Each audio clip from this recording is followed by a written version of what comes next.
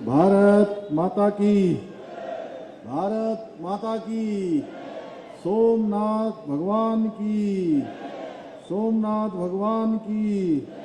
हर हर महादेव, हर हर महादेव। जय बाबा केदार, गंगा मैया की। सोमनाथ स्वाभिमान पर्व के उपलक्ष्य में विशेष रेल यात्रा के आज शुभारंभ अवसर पर मंच पर आसीन यहाँ के हमारे बहुत ही लोकप्रिय और जुझारू विधायक आदरणीय ब्रजभूषण गैरोला जी, कपकोट विधानसभा के लोकप्रिय विधायक श्री सुरेश गढ़िया जी, महापौर देहरादून भाई सौरभ थपलियाल जी, सरकार में संस्कृति विभाग को देखने वाली हमारी बहन मधु भट्ट जी, सुश्री विनीता श्रीवास्तव जी और सचिव श्री युगल किशोर पंत जी, और मेरे सामने बैठे हुए हमारे बाबा दर्शन भारती जी, श्री कुलदीप बुटोला जी, माधव सेमवाल जी, जयन नोटियाल जी, मथुरा दत्त जोशी जी, श्री मुलायम सिंह रावत जी और सभी हमारे इस क्षेत्र के सभी हमारे प्रतिनिधिगण, हमारे यहाँ के पार्षदगण, स्थानीय जनप्रतिनिधिगण और उत्तराखंड से आज विभिन्न क्षेत्रों से इस यात्रा में सम्मिलित होने वाले सोमनाथ स्वाभिमान पर्व पर देवभूमि उत्तराखंड से सोमनाथ को दर्शन करने जा रहे सभी पूज्य संतगण, मेरे सभी बड़े बुजुर्ग, माताएं, बहनें और सभी युवा एवं सभी श्रद्धालुओं का मैं आज इस अवसर पर आप सबका हृदय से स्वागत करता हूं, आप सबका अभिनंदन करता हूं। और मुझे प्रसन्नता है कि आज 700 यात्री विभिन्न वर्गों के 6 दिवसीय यात्रा में इस यात्रा में सम्मिलित हो रहे हैं, जिसमें स्वयं सहायता समूह से जुड़ी हुई हमारी बहनें, विभिन्न जनकल्याणकारी योजनाओं के लाभार्थी हैं, पूज्य संतगण हैं और समाज के विभिन्न वर्गों के प्रतिनिधि इसमें शामिल हो रहे हैं। और इस महत्वपूर्ण पहल के लिए मैं संस्कृति विभाग को भी साधुवाद देता हूं और आप सभी यात्रियों के मंगलमय, सुरक्षित और सुखद यात्रा के लिए भगवान सोमनाथ जी और बाबा केदार से प्रार्थना करता हूं। भाइयों बहनों, ये कोई सामान्य यात्रा नहीं है, बल्कि राष्ट्रीय स्वाभिमान को प्रदर्शित करने वाली एक विशिष्ट यात्रा है, जो देवभूमि उत्तराखंड से सोमनाथ को जाएगी। यानी ये कह सकते हैं हम कि केदारनाथ जी से सोमनाथ जी को जोड़ने वाली यात्रा, आदि कैलाश से सोमनाथ जी को जोड़ने वाली यात्रा, ये गंगा के प्रदेश, यमुना के प्रदेश देवभूमि से सोमनाथ की भूमि को जोड़ने वाली पवित्र यात्रा है। क्योंकि ये यात्रा हमारी हजारों वर्ष पुरानी सनातन परंपराओं और गौरवशाली विरासत को जोड़ने का कार्य करेगी। और सोमनाथ जी हमारे 12 ज्योतिर्लिंगों में से एक है और सोमनाथ का मंदिर भारत की उस अटूट श्रद्धा विश्वास का प्रतीक है, जिसे न तलवारें झुका सकी, न समय की आधियां मिटा सकी। वो भगवान सोमनाथ का पवित्र स्थल है। और सोमनाथ ने आक्रमण, विध्वंस और अपमान के बाद भी पूरे विश्व को पुनरुत्थान और संकल्प का संदेश दिया। ये स्वाभिमान पर्व सोमनाथ जी का ये हमें ये बताता है कि भारत चाहे कितनी भी चुनौतियां क्यों ना आए, वो टूटता नहीं है, बल्कि हर चुनौती के बाद और मजबूती से खड़ा हो जाता है और तेजी से आगे बढ़ जाता है। इसलिए ये पर्व राष्ट्रबोध का अनुभव कराने का भी विशेष पर्व है। भाइयों बहनों, आदरणीय प्रधानमंत्री मोदी जी के नेतृत्व में आज भारत के सांस्कृतिक वैभव का एक स्वर्णिम काल आ गया है। हमारी संस्कृति का गौरव पूरे विश्व के अंदर गुंजायमान हो रहा है। सनातन की पताका चहु ओर फहरा रही है। इतना ही नहीं, आज देश के प्राचीन मंदिरों का जिस प्रकार से नवनिर्माण पुनर्निर्माण हो रहा है, वो भूतो न भविष्यति। क्योंकि मंदिर हमारे लिए केवल एक पूजा स्थल नहीं है, बल्कि हमारी संस्कृति के, हमारी आस्था और श्रद्धा के वो जीवन रेखा है। इसलिए हमें याद रखना होगा कि लंबे समय तक हमारी महान सांस्कृतिक विरासत और आस्था के केंद्रों को वो सम्मान नहीं मिला जिसके वो वास्तविक हकदार थे। जिन मंदिरों ने हजारों वर्षों तक भारत की सभ्यता, संस्कृति और आध्यात्मिक चेतना को जीवित रखा, उन्हें उपेक्षा का शिकार होना पड़ा। परंतु आज आदरणीय प्रधानमंत्री श्री मोदी जी के नेतृत्व में अयोध्या से सोमनाथ तक, केदारनाथ जी से लेकर काशी विश्वनाथ तक और महाकाल से बद्रीनाथ धाम तक मंदिरों का जो कायाकल्प हो रहा है, वो भारत की सांस्कृतिक पुनर्जागरण यात्रा का प्रतीक है।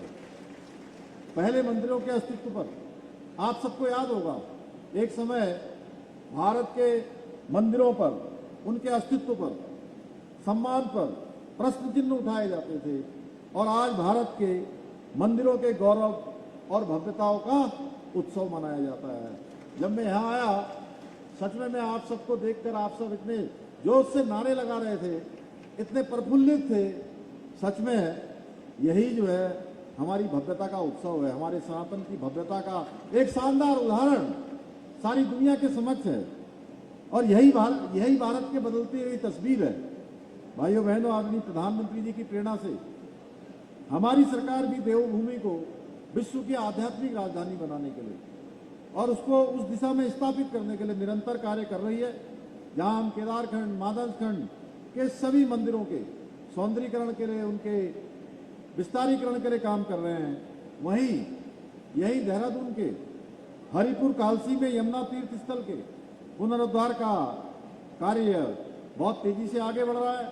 इसके अलावा हरिद्वार ऋषिकेश में गंगा कॉरिडोर के निर्माण का कार्य भी तेजी से चल रहा है। भाइयों बहनों, हमने भारतीय संस्कृति और दर्शन और इतिहास के गहन अध्ययन के लिए, शोध के लिए दून विश्वविद्यालय में सेंटर फॉर हिंदी स्टडीज की स्थापना की है। हमारी सरकार देवभूमि उत्तराखंड के सांस्कृतिक और डेमोग्राफी को संरक्षित करने के लिए भी पूरी तरह से संकल्पबद्ध होकर काम कर रही है। हमारी सरकार ने सत्ता में आते ही ये तय किया था कि देवभूमि के मूल स्वरूप के साथ किसी भी प्रकार की जो छेड़छाड़ करेगा, उसके खिलाफ हम कठोर कार्रवाई करेंगे। इसी संकल्प के तहत हमने प्रदेश में सख्त धर्मांतरण विरोधी कानून बनाया, सख्त दंगारोधी कानून लागू किया, ताकि कोई भी ताकत समाज को तोड़ने का दुस्साहस न कर सके। लैंड जिहाद, लव जिहाद, मजार जिहाद और थूक जिहाद जैसी राष्ट्र विरोधी और समाज विरोधी मानसिकताओं के खिलाफ न केवल हमने कानून बनाया, बल्कि सख्त से सख्त कार्रवाई भी सुनिश्चित की है। लैंड जिहाद के खिलाफ हमने पूरे प्रदेश के अंदर अभियान चलाकर 13,000 एकड़ से भी अधिक सरकारी जमीनों को इन लैंड जिहाद से मुक्त कराने का काम किया है। लैंड जिहादियों के पंजे से इसको मुक्त कराया है। और ये सिर्फ अतिक्रमण हटाने की कार्रवाई नहीं है, बल्कि देवभूमि की पवित्रता और सांस्कृतिक पहचान की रक्षा का अभियान है। इसके अलावा हमने प्रदेश में पूरे देश के अंदर सबसे पहले समान नागरिक संहिता का कानून लागू करके ये साफ कर दिया कि उत्तराखंड में अब अलग अलग कानून नहीं चलेंगे, बल्कि देवभूमि उत्तराखंड में निवास करने वालों के लिए, सबके लिए एक समान कानून लागू होगा। भाइयों बहनों, कुछ लोग मदरसों की आड़ में बच्चों के भविष्य के साथ खिलवाड़ कर रहे थे। हमने बिना किसी दबाव में आए, बिना किसी राजनीतिक नफे नुकसान की परवाह करते हुए 250 से भी अधिक ऐसे मदरसों को ताला लगाने का काम किया है। और शिक्षा के नाम पर, क्योंकि हम देवभूमि में शिक्षा के नाम पर किसी भी प्रकार का कोई षड्यंत्र बर्दाश्त नहीं कर सकते हैं। इतना ही नहीं, हमने राज्य में मदरसा बोर्ड समाप्त करके अल्पसंख्यक शिक्षा का पहली बार देश में सबसे पहले प्राधिकरण बनाने का भी काम किया है, जो ये सुनिश्चित करेगा कि शिक्षा राष्ट्र निर्माण का माध्यम बने, न कि कट्टरता का। भाइयों बहनों, हमारा संकल्प है कि उत्तराखंड ऐसा राज्य बने जहां आधुनिकता और सनातन संस्कृति दोनों साथ साथ आगे बढ़े, और इस लक्ष्य की प्राप्ति के लिए हम अपने विकल्प रहित संकल्प के साथ निरंतर कार्य कर रहे हैं। और हमारा संकल्प ऐसा है जिसमें कोई विकल्प नहीं है भाइयों बहनों, क्योंकि उस संकल्प में देवभूमि उत्तराखंड का एक एक जनगण मन और उसकी संकल्प की शक्ति शामिल है। और मुझे पूरा विश्वास है आप सभी के आशीर्वाद और सहयोग से हम अपने इस लक्ष्य में अवश्य सफल होंगे। भाइयों बहनों, आज के इस अवसर पर मैं आप सभी यात्रियों से, सभी श्रद्धालुओं से यह आग्रह करता हूं कि आप जहां भी जाएं, देवभूमि उत्तराखंड की, यहाँ की जो संस्कृति है, यहाँ के जो संस्कार हैं और अतिथि देवो भव, इसकी भावना का प्रतिनिधित्व करें। ये झलकना चाहिए कि आप सब देवभूमि उत्तराखंड से आए हैं। और देवभूमि उत्तराखंड के बारे में आप स्वयं देखिएगा, जब आप जाएंगे, जैसे ही आप बताएंगे कि हम उत्तराखंड से आए हैं, तो आपके सामने वाले के आपको देखने के भाव बदल जाएंगे, उसके मन में, उसके विचार में, उसके चेहरे पर एक श्रद्धा का भाव दिखने लगेगा कि ये देवों के सबसे नजदीक के लोग आए हैं, ये अच्छे होंगे, सच्चे होंगे, श्रद्धावान होंगे, आस्तिक होंगे और सनातन को मानने वाले होंगे। और सनातन क्या है? सनातन की अगर मैं परिभाषा की बात करूं, बहुत सारे लोग आज इस अवसर पर मैं ये भी कहना चाहता हूं कि आपने देखा होगा कई बार, बार बार कोई कहता था सनातन वायरल है, कोई कहता था सनातन डेंगू है। वोट लेने के लिए कुछ लोगों के, एक वर्ग विशेष के वोट लेने के लिए कहते थे सनातन डेंगू है, सनातन मलेरिया है, सनातन वायरल है, तमाम प्रकार की, इस प्रकार की निम्न मानसिकता की बातें वो करते थे। मैं कहना चाहता हूं आज आपसे कि सनातन था, सनातन है और सनातन रहने वाला है, हमेशा रहने वाला है। क्योंकि आप सब अतिथि देवो भव, देवभूमि की जो पहचान है, देवभूमि की संस्कृति है, वो पूरे भारत के अंदर ले जाने का काम आप सबके माध्यम से हुआ। क्योंकि आप इस यात्रा के माध्यम से केवल एक तीर्थ दर्शन करने नहीं जा रहे हैं, बल्कि उत्तराखंड की आध्यात्मिक चेतना, हमारी परंपराओं और हमारी संस्कृति का, देवभूमि का संदेश लेकर जा रहे हैं। आप संदेश वाहक के रूप में भी जा रहे हैं। एक प्रकार से आप सभी हमारे राज्य के, देवभूमि के ब्रांड एम्बेसडर हैं। ब्रांड एम्बेसडर जानते हैं ना?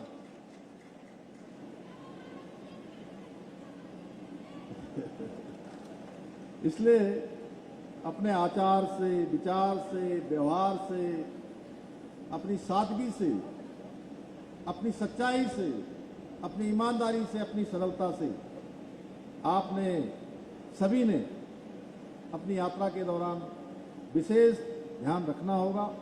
इन्हीं शब्दों के साथ आप सभी को एक बार फिर से आपकी सुखद, सुरक्षित, सुगम यात्रा के लिए, मंगलमय यात्रा के लिए शुभकामनाएं देते हुए मैं अपनी बात समाप्त करता हूं। धन्यवाद।